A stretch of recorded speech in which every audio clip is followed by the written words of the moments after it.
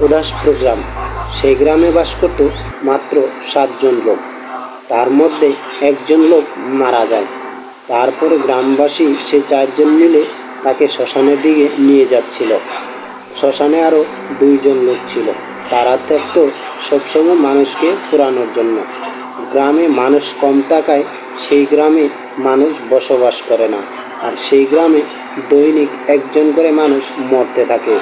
যখন মারা যায় একদিনে 2 জন লোক মারা যায়। আর সেই গ্রামে একে একে আস্তে আস্তে অনেক মানুষ কমে যায়। মরতে মরতে একদিন শুধু বাঁচে শুধু 4 জন লোক। তারা বলে, আমরাও এই গ্রাম ছেড়ে চলে যাব। এই গ্রামে যেভাবে মানুষের মৃত্যুর হার বাড়তেছে, সেই গ্রামে আমরাও কোনোদিন বাঁচতে পারবো না। তারা ছিল 2 ভাই। পাটেলরাও প্রতিদিন সকালে সে কৃষিকাজে ব্যস্ত থাকত। একদিন সে কলা বাগান এবং বিভিন্ন ফসল ক্ষেত সে দেখতে গিয়ে দেখে জমিতে বিষ দিতে হবে। তারপরের দিন সে জমিতে বিষ দিতে গেল।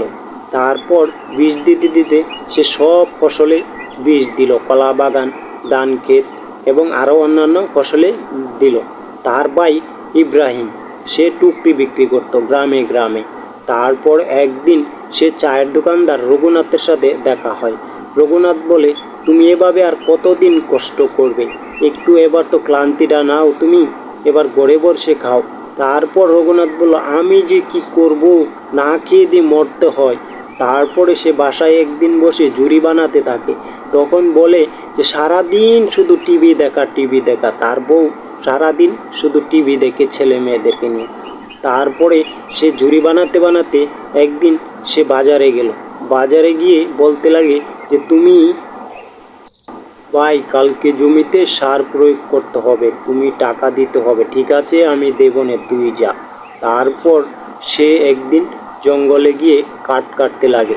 তারপর সে পরের দিন তরকারি বিক্রি করে সে বাড়ি ফিরতে আসে। বাড়ি ফেরার সময় রঘুনাথ চায়ের দোকানদারের সাথে দেখা হয়। কি হলো, তোমাকে তো টাকা দিতে পারবো না এই বছর, তুমি আগামী বছর নিও। তোমার জমিতে যা হয়েছে না, সেটা আমার ভাগ্যেও নেই। রঘুনাথ বলল, ঠিক আছে, তোমার খেতে আমি আজকে যাব। তারপর সে জমিতে আসে। এসে দেখে শাক পচে গেছে, অনেক কিছু নষ্ট হয়ে গেছে বৃষ্টির অভাবে। তারপর রঘুনাথ একদিন তার বাড়িতে যায়। পাটেলরাও বলে, আমার কাছে কানা কড়িও নেই, আমি তোমাকে 1 টাকাও দিতে পারবো না।